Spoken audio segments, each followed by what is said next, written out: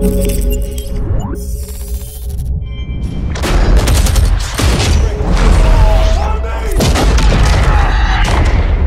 what's going on guys, Arax here, and in today's video we are talking about Call of Duty World War II. The reveal took place today in the IMAX cinema in London, and during that time we got a look at the first trailer, which you can see playing in the background, and also linked down below if you want to watch it without me talking over the top.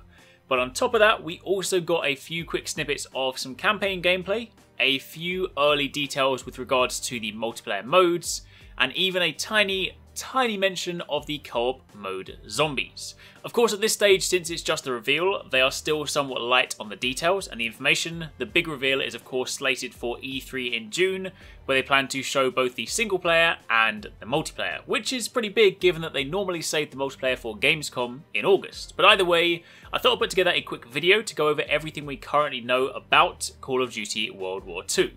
So if you do enjoy this, then a like would be super appreciated, and also comment down below and let me know what you think. I appreciate it, since Infinite Warfare Call of Duty might not be everyone's favourite topic, but from what they've spoken about and shown today, it's evident they are making a solid attempt to bring the game back to its roots and return to the original Call of Duty experience everyone used to know and love. So while it's still early days right now, I'm definitely interested to see where they go with this. But anyway, on to the information.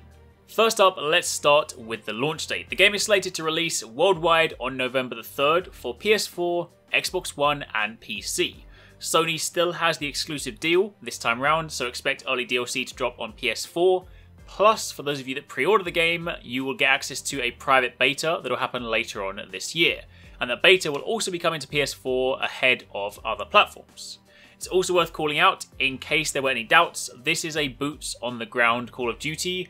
No jetpacks, no wall running, no plasma rifles or flying drones. This is World War II combat. And Glenn Schofield from Sledgehammer stated many times during the reveal stream that this is designed to be an authentic, visceral and historically accurate experience. So I'm definitely keen to see how that turns out when we get to see some more gameplay in June.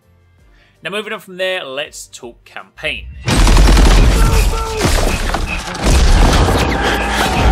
You're going to spend a large portion of the game playing as Private Ronald Red Daniels in the 1st Infantry Division. You're a 19-year-old from Texas thrown into the deep end in this horrific war, and you party up with an unlikely band of soldiers to form your squad.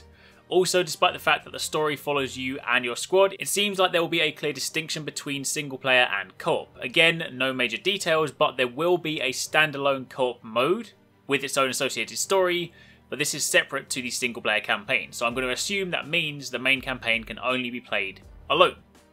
The campaign itself spans the European theatre from D-Day on, so beginning with the landing on the Omaha beach, you then move across France towards the liberation of Paris, and finally into Germany. And while I said you'll spend the large majority of the game playing as Red and your squad, there will be opportunities in the campaign to fight alongside the British and the French resistance and meet some noteworthy historical figures associated with those battles.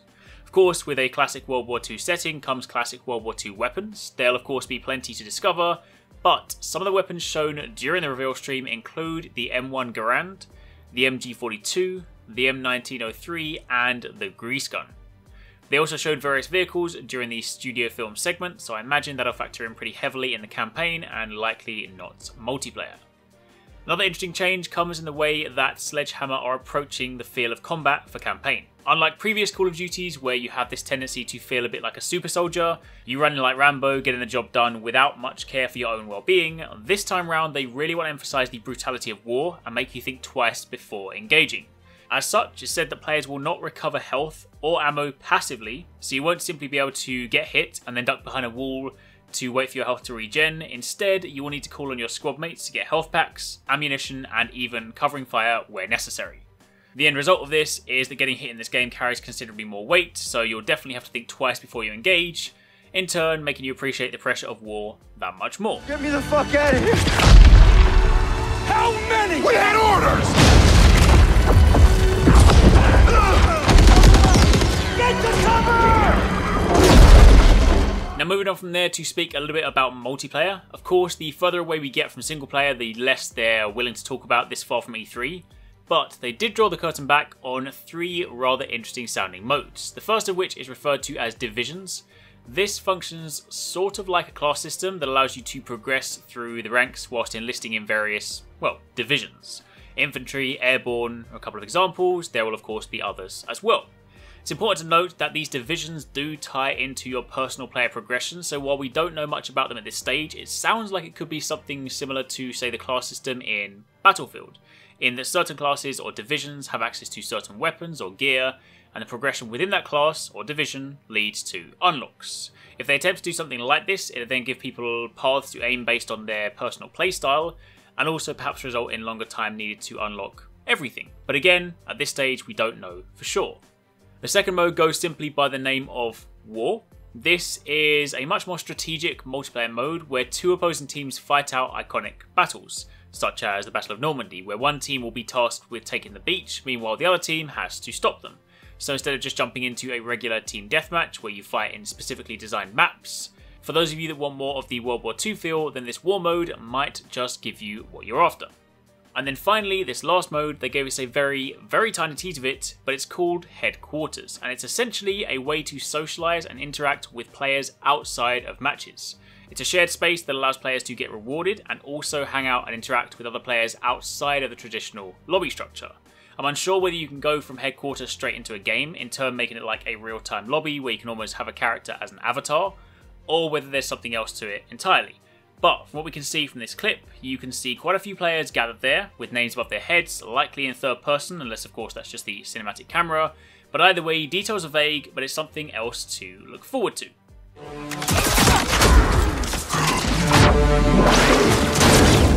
Get your head down and keep moving! And then finally, the last thing we got, this was an even smaller tease than the Headquarters mode, and that was zombies. Of course, the third pillar to any Call of Duty game is some sort of co-op zombies experience. And they've confirmed that World War II will be no different. It too will have a zombies mode. This is the image they gave us, and the premise for this mode is quote-unquote an entirely new story and a pretty horrifying experience. It will tell the story of the Third Reich's desperate attempt to create an army in the final stages of the war. Nothing more than that was said, but at least for the zombies fans out there, you now have some sort of premise to begin sinking your teeth into. Of course, we're not too sure whether there will be more information on zombies at E3, since the focus will likely be single player and multiplayer, but only time will tell. But for the time being, that is pretty much it. From the world reveal, that is everything we have. Of course, if you do have any questions, by all means drop them down below. Also, let me know what you think from the information we have so far. It's definitely something that I'm keen to find out more about myself. I used to play a fair bit of Call of Duty back in the day. I definitely fell off in some of the more recent ones. I think the last time I kind of properly sunk time into it would either have been Modern Warfare 2 or Black Ops. But it's definitely something I'm excited to check out at E3. I will be at E3, so hopefully I'll get a chance to go hands-on, get some gameplay for you guys, and sort of, you know, try and let you guys know how it plays out, how it feels and whatnot. But I think also just from a sort of spectator point of view, seeing boots on the ground Call of Duty come back is something I'm kind of really looking forward to, because from the esports side of things, I've always found, like, you know, much more grounded combat to be a lot more exciting to watch than sort of seeing people flying around the sky like there's some sort of space ninja Terminator. Either way, thank you very much for watching. Let me know your thoughts in the comments down below, and take it easy. Catch you next time. Peace out. This day have set upon a mighty endeavor. Souls will be shaken with the violences of war. In this hour of great sacrifice, we shall prevail.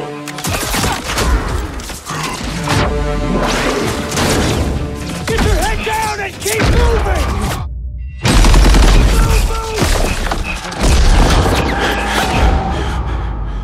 We are all that separates the world from darkness. The enemy is ruthless. We cannot, we must not fail. Duty first. Hey, Perez! Won't be enough for you!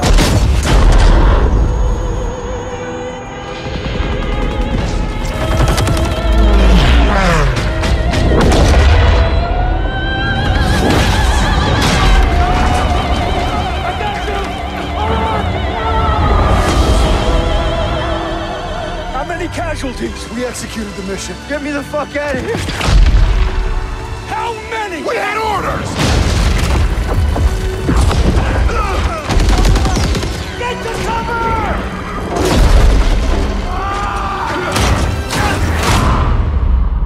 Lieutenant, tell them what we're all about. No mission too difficult. No sacrifice too great. Welcome to the Bloody First. You're a long way from Texas, farm boy.